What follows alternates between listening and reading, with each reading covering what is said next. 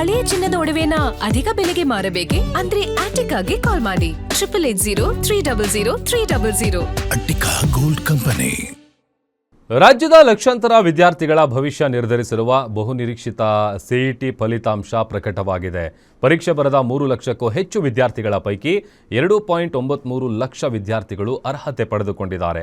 ಈ ಬಾರಿ ಯಾರು ರಾಜ್ಯದ ಟಾಪರ್ಗಳಾಗಿ ಹೊರಹೊಮ್ಮಿದ್ದಾರೆ, ಯಾವ ಕಾಲೇಜುಗಳ ವಿದ್ಯಾರ್ಥಿಗಳು ಮೇಲುಗೈ ಸಾಧಿಸಿದ್ದಾರೆ, ಇಲ್ಲಿದೆ ಒಂದು ಸ್ಪೆಷಲ್ ರಿಪೋರ್ಟ್.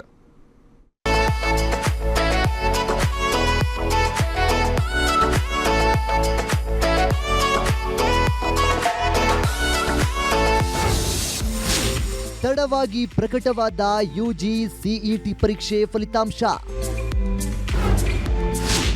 2.92 ಲಕ್ಷ ವಿದ್ಯಾರ್ಥಿಗಳು ಅರ್ಹ. ಟಾಪರ್ಗಳ ಮನೆಯಲ್ಲಿ ಸಂಭ್ರಮ. ಇಂಜಿನಿಯರಿಂಗ್, ಕೃಷಿ, ನರ್ಸಿಂಗ್ ಸೇರಿದಂತೆ ವಿವಿಧ ವೃತ್ತಿಪರ ಕೋರ್ಸ್ಗಳ ಪ್ರವೇಶಾತಿಗಾಗಿ ನಡೆಸಲಾಗಿದ್ದ ಸಿಇಟಿ ಫಲಿತಾಂಶ ಹೊರಬಿದ್ದಿದೆ. ವೈದ್ಯಕೀಯ ಶಿಕ್ಷಣ ಸಚಿವ ಶರಣಪ್ರಕಾಶ್ ಪಾಟೀಲ್ ಕೆಇಎ ಮುಖ್ಯ ಕಚೇರಿಯಲ್ಲಿ ಅಧಿಕೃತವಾಗಿ ಫಲಿತಾಂಶ ಬಿಡುಗಡೆ ಮಾಡಿದರು. ಕಳೆದ ಏಪ್ರಿಲ್ 23 ಮತ್ತು 24ರಂದು ರಾಜ್ಯದ ಒಟ್ಟು 745 ಪರೀಕ್ಷಾ ಕೇಂದ್ರಗಳಲ್ಲಿ ಪರೀಕ್ಷೆ ನಡೆದಿತ್ತು. ಈ ಬಾರಿ ಒಟ್ಟು 3,09,014 ಅಭ್ಯರ್ಥಿಗಳು ಪರೀಕ್ಷೆ ಬರೆದಿದ್ದು, ಈ ಪೈಕಿ ಬರೋಬ್ಬರಿ 2,92,782 ವಿದ್ಯಾರ್ಥಿಗಳು ವಿವಿಧ ವೃತ್ತಿಪರ ಕೋರ್ಸ್ಗಳ ಪ್ರವೇಶಕ್ಕೆ ಅರ್ಹತೆ ಪಡೆದುಕೊಂಡಿದ್ದಾರೆ.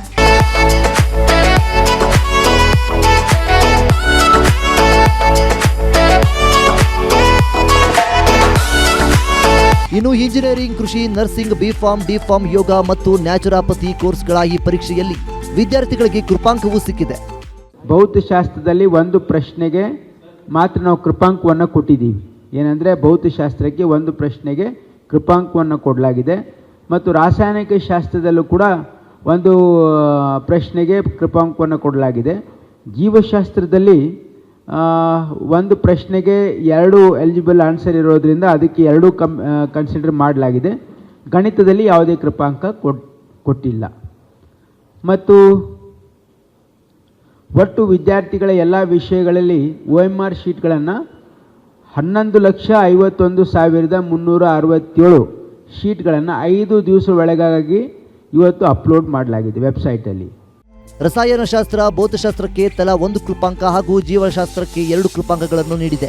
ಫಲಿತಾಂಶ ಪ್ರಕಟವಾಗ್ತಾ ಇದ್ದಂತೆ ರಾಜ್ಯದ ವಿವಿಧೆಡೆ ಟಾಪರ್ಗಳ ಮನೆ ಹಾಗೂ ಕಾಲೇಜುಗಳಲ್ಲಿ ಸಂಭ್ರಮ ಮುಗಿಲು ಮುಟ್ಟಿತ್ತು. ಬೆಂಗಳೂರಿನ ಬೇಸ್ PU ಕಾಲೇಜಿನ ನಯನ ಗೋಪಿ ಬರೋಬ್ಬರಿ 4 ವಿಭಾಗಗಳಲ್ಲಿ ಪ್ರಥಮ ರ್ಯಾಂಕ್ ಪಡೆದು ಸಾರ್ವಕಾಲಿಕ ದಾಖಲೆ ಬರೆದು ಸಂತಸವನ್ನ ಗ್ಯಾರಂಟಿ ನ್ಯೂಸ್ ಬಳಿ ಹಂಚಿಕೊಂಡರು. ಶಾಕ್ ಆಯಿತು. ನಾನು ಎಕ್ಸ್ಪೆಕ್ಟ್ ಮಾಡಿರಲಿಲ್ಲ. ನಂಗೆ ಸ್ಕೋರ್ ಗೊತ್ತಿತ್ತು, ಅದೇ ರ್ಯಾಂಕ್ ಗೊತ್ತಿರಲಿಲ್ಲ. ಸೊ ನಾನು ಶಾಕಲ್ಲಿದ್ದೀನಿ. ನೀಟ್ ಪ್ರಿಪ್ರೇಷನ್ ಮಾಡ್ತಿರುವಾಗ ದಿನ ವರ್ಕ್ಶೀಟ್ಸ್ ಟೆಸ್ಟ್ ಮಾಡ್ತಿದ್ದೆ. ಸಪ್ರೇಟ್ ಪ್ರಿಪ್ರೇಷನ್ ಮಾಡಿಲ್ಲ. ಇದನ್ನೇ ವರ್ಕ್ಶೀಟ್ಸ್ ಟೆಸ್ಟ್ ಬರೆದಾಗ ಸ್ವಲ್ಪ ಕ್ವೆಶನ್ಸ್ ಎಕ್ಸ್ಪೀರಿಯನ್ಸ್ ಆಯಿತು. So expose to new questions, ಅದರಿಂದ ಹೆಲ್ಪ್ ಆಯಿತು. CETಗೆ 3 ಅಷ್ಟು ಆಯಿತು. ಬಟ್ ಮೇನ್ಲಿ ಕೋಚಿಂಗ್ ಸೆಂಟರಲ್ಲಿ ಅದು ವರ್ಕ್ಶೀಟ್ಸ್ ಮತ್ತು ಕ್ವೆಶನ್ಸ್ ಕೊಡ್ತಾರಲ್ವಾ, ಅದು CETಯಲ್ಲಿ ತುಂಬ ಸಿಮಿಲರ್ ಇತ್ತು ಕ್ವೆಶನ್ಸ್. ಸೊ ನನಗೆಲ್ಲ ಮಾಡೋಕ್ಕಾಯಿತು ಕ್ವೆಶನ್. ಈಗ ನೀಟ್ 2025 ಬಹಳ ಕಷ್ಟ ಆಯ್ತಲ್ವಾ, ಸೊ ನಾನು ಅಂದ್ಕೊಂಡೆ 2026 ಹಾಗಿರತ್ತಂತ. ಸೊ ಫುಲ್ ಎಫರ್ಟ್ ಹಾಕಿದ್ದೆ. ಸೊ ಅದರಲ್ಲಿ CETನೂ ಇನ್ಕ್ಲೂಡ್ ಆಗಿತ್ತಲ್ಲ, ಬಯಾಲಜಿ. ಸೊ CET ಸ್ವಲ್ಪ ಈಸಿ ಅನಿಸ್ತು. ಸೊ ಇನ್ನು ಈ ಬಾರಿಯ ಪರೀಕ್ಷೆಯ ವೇಳೆ ಸಾಕಷ್ಟು ಚರ್ಚೆಗೆ ಕಾರಣವಾಗಿದ್ದ ಹಿಜಾಬ್ ಮತ್ತು ಜನಿವಾರ ವಿವಾದಕ್ಕೂ ಕೆಇಎ ಅಂತಿಮ ತೆರೆ ಎಳೆದಿದೆ. ಜನಿವಾರ ಪ್ರಕರಣದ 4 ವಿದ್ಯಾರ್ಥಿಗಳ ಅಂಕಗಳನ್ನು ಯಥಾವತ್ತಾಗಿ ಪರಿಗಣಿಸಲಾಗಿದೆ. ಹಿಜಾಬ್ ಕಾರಣದಿಂದ ಮೊದಲ ದಿನ ಪರೀಕ್ಷೆ ಬರೆಯದ ವಿದ್ಯಾರ್ಥಿನಿಗೆ ಮಾನವೀಯ ನೆಲೆಯಲ್ಲಿ ಉಳಿದ ವಿಷಯಗಳ ಅಂಕಗಳನ್ನು ಆಧರಿಸಿ ಸ್ಪಾಟ್ ರ್ಯಾಂಕಿಂಗ್ ನೀಡಲು ಕೆಇಎ ಮುಂದಾಗಿದೆ. ವೈದ್ಯಕೀಯ, ಇಂಜಿನಿಯರಿಂಗ್, ಕೃಷಿ ಹಾಗೂ ಇತರ ವೃತ್ತಿಪರ ಕೋರ್ಸ್ಗಳ ಪ್ರವೇಶದತ್ತ ವಿದ್ಯಾರ್ಥಿಗಳು ಈಗ ಮತ್ತೊಂದು ಹೆಜ್ಜೆ ಮುಂದಿಟ್ಟಿದ್ದಾರೆ. ಸಾಧನೆ ಮಾಡಿದ್ದ ಎಲ್ಲ ವಿದ್ಯಾರ್ಥಿಗಳಿಗೆ ಶುಭಾಶಯಗಳು. Ullas S Kirvase, guarantee news, Bengaluru.